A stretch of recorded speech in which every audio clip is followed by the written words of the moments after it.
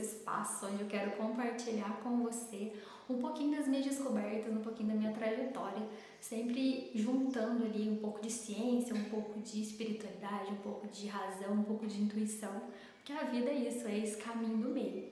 Mas nem sempre eu fui esse caminho do meio. E eu quero compartilhar com você nesse vídeo de introdução um pouquinho da minha história, para você entender o que me faz pensar como eu penso hoje, o que me faz me posicionar de acordo com os vídeos que você vai ver, né? Quem sou eu por trás dessas opiniões, desses pensamentos que eu vou compartilhar aqui. Bom, eu sou uma pessoa que sempre tive muita facilidade de cair naquela armadilha dos extremos. Então é 8 ou 80, é 0 ou 1, é espiritual demais ou era razão demais. E eu sempre tive essa dificuldade de encontrar um caminho do meio ali na minha vida, onde eu pudesse não cair, né, nesses extremos. Mas como que começou a minha jornada? Eu comecei no xamanismo há mais de 13 anos atrás, né, que o meu pai ele foi um grande precursor do xamanismo aqui na nossa região, onde eu moro.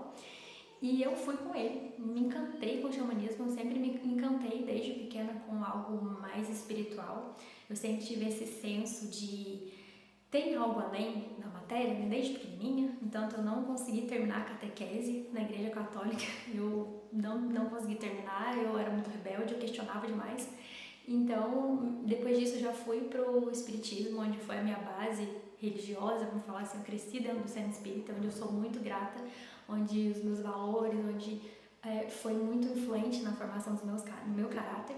Então, tenho muita base espírita nos meus posicionamentos, sou uma pessoa que acredita em reencarnação, acredito na espiritualidade, mas, como todo jovem místico que em algum momento começa a se despertar, né, para algo a mais, eu acabei indo muito a fundo nessa questão da espiritualidade. Então, chegou um momento da minha vida onde eu comecei a querer saber de tudo. Então, eu era aquela pessoa que dava horas iguais, assim, eu já, nossa, preciso pesquisar o que é aquela hora igual, o que o universo está me dizendo. Eu via penas demais caindo, era uma pessoa que tudo era energia. E aí nisso, no espiritismo, eu já dei um passinho, já fui pra Umbanda, permaneci uns 2 anos na escola da Umbanda, onde eu sou muito grata também, é o período que eu fiquei lá. E aí nesse momento tudo pra mim era obsessor, tudo pra mim era uma questão muito espiritual. Então eu era aquela pessoa que usava o brincão de pena, até hoje eu uso, né? Mas eu era aquela pessoa que vestia mesmo aquele arquétipo da jovem mística. Então eu tinha cristais, eu tinha os meus banhos, eu tinha as minhas ervas. E eu por um período de tempo, assim, eu realmente estava me encontrando, assim, eu estava bem comigo mesma. Só que o que começou a acontecer? Eu fazia de tudo. Então, assim, eu fazia reiki, eu tinha os cristais, trabalhava com aromaterapia. Eu achava que era minha missão no mundo ajudar as pessoas através daquelas ferramentas. E eu comecei a entender que alguma coisa da minha vida estava dando errado. Então, para vocês entenderem, eu comecei a atender com as terapias holísticas e eu alugava uma salinha no centro da cidade para atender com as terapias, só que eu nunca tinha dinheiro. Eu nunca tinha dinheiro. Eu cobrava um valor bem simbólico pelo meu trabalho, porque eu entendia que era de graça que o universo me deu e eu precisava ajudar o maior número de pessoas possíveis, então não conseguia monetizar o meu trabalho com a espiritualidade, porque eu tinha medo de estar usando uma ferramenta que era tão maravilhosa para mim, né, e acabar monetizando e não deixando esse acesso para você, para as pessoas, né, chegarem. E eu não tinha muito esse equilíbrio entre um pouco da razão, eu era muito sentir, eu era muita intuição. E isso fez os meus projetos com a espiritualidade simplesmente ruírem.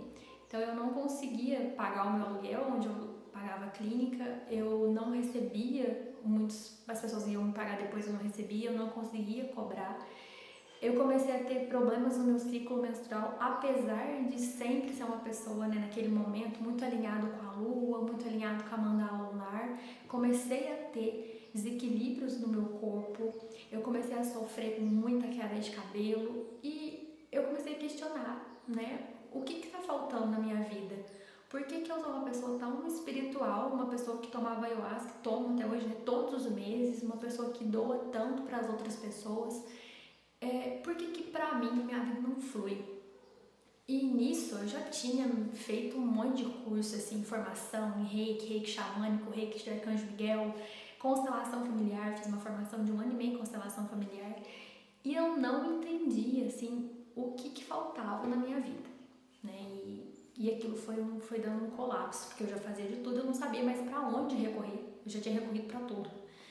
Foi que nesse momento eu resolvi parar com tudo. E eu falei, não, eu não quero mais saber de nada agora. E como eu falei pra vocês, eu tenho muito essa facilidade de ir para um extremo ou pro outro. Eu fui muito pra razão. E nisso eu falei, não, eu não quero mais, eu meio que não quero acreditar mais nisso. Eu tava num ponto da minha vida, pra vocês terem ideia, que eu tava passando dificuldade financeira e eu não conseguia entender aquilo. E eu comecei a culpar tudo, todas as pessoas, todos os meus processos, enfim. E aí, nesse limbo, eu comecei a entrar em contato com muitas sombras. Então, comecei a sentir muita inveja das pessoas que davam certo.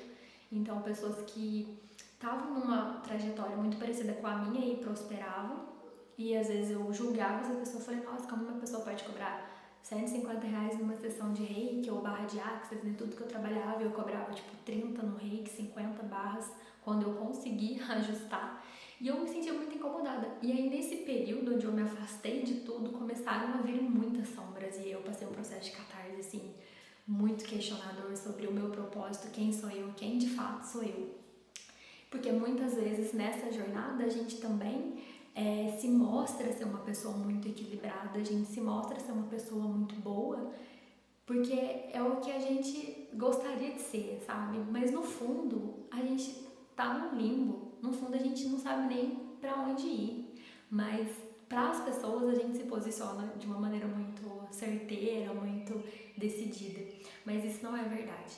E aí começaram a vir sombras, eu comecei a sentir muita inveja, minha autoestima ficou muito baixa, eu não conseguia ter vontade de fazer mais nada. E eu permaneci nesse limbo aí durante uns meses. E aí teve, né, várias coisas que aconteceram no meio desse processo. E eu comecei o projeto da Laterra, que a Laterra foi a imersão, né, que eu conto a história em outro vídeo, que ela surgiu onde eu precisava de um lugar onde eu pudesse desabar. Isso foi final de 2019. E aí eu criei esse espaço onde eu queria ir e não achei um lugar, e criei para ser um espaço onde eu pudesse receber outras pessoas que estavam nesse mesmo processo que eu. E aí eu conto um pouquinho melhor sobre outro vídeo. Mas o que foi acontecendo comigo, né? O que eu fui entendendo? Quando eu me afastei totalmente da espiritualidade, eu comecei a habitar um espaço de vazio, onde eu comecei a entender que Deus, ele sempre esteve comigo, mas não na forma de ferramentas externas. Eu comecei a entender que Deus, ele estava ali no silêncio. Então, olha que coisa mais engraçada, né? Eu buscava tanto essa conexão com a espiritualidade, e quanto mais eu buscava em ferramentas externas, mais eu me afastava do silêncio interior. Eu sempre queria saber o que as cartas queriam me dizer. Eu sempre queria saber o que a astrologia queria me dizer. Eu sempre queria saber o que o médium lá da casa ia me dizer. Mas eu, em nenhum momento nesse período, eu fechava os meus olhos e perguntava para Deus, dentro da minha intuição, o que ele queria me dizer. E como eu não tinha mais nenhuma ferramenta, a única coisa que me sobrou foi o silêncio. E foi nesse momento, em desapegar das ferramentas, que eu comecei a entender que Deus estava comigo e Ele falava comigo a todo momento. E aí, nesse período, eu comecei a galgar novamente, né, a caminhar numa outra jornada espiritual, que eu iniciei como um bebê novamente, onde eu me desapeguei de tudo que eu sabia e comecei a questionar as coisas. E eu questionava. Então, eu pensava, vou dar um exemplo, né? Eu tive, uma entidade me falou que você deveria fazer tal caminho. E eu questionava aquilo dentro de mim. Deus, faz sentido isso pra mim? Faz sentido que outra pessoa, outro ser saiba mais sobre mim? Por que o Senhor não fala comigo no meu coração? E nesses questionamentos, eu comecei a filtrar tudo que chegava. Então, eu não acreditava mais em tudo. Não deixava que a minha vida seja permeada o que as pessoas falavam, o que os astros falavam, o que os cristais diziam. E eu comecei a tomar uma autonomia na minha própria trajetória. Eu comecei a pegar as rédeas do meu cavalo. E quando eu comecei a pegar sexo no cavalo, eu comecei a entender que a minha vida estava naquele limbo justamente porque eu não estava assumindo o controle dela. Justamente porque faltava ali, sim, o domínio da mente racional. Faltava ali atitudes com estratégia, faltava ali raciocínio, faltava ali planilha no Excel, faltava o meu lado racional. E eu comecei. Aí nessa jornada eu comecei a questionar muitas coisas. E quando você começa a questionar muitas coisas, muitas delas deixam de fazer sentido para você. Então, para mim, muita coisa se lavou e ficou no meu passado, onde eu sou muito grata, mas hoje eu não uso mais como ferramenta. E aí quando eu comecei a olhar para mim nesse silêncio e ter essa conexão com Deus, a única ferramenta que ficou comigo foi a ayahuasca, que foi assim um silêncio. Então era ayahuasca e meditação. E aí eu comecei a estudar muito a Bíblia, comecei a estudar muito o livro santo. Então eu fiquei com um pezinho ali na igreja evangélica também, porque eu tinha sede de entender como que Jesus pensava, como que eu fiquei com ele, né? Ele era o meu mestre. E eu desapeguei de todas as outras coisas.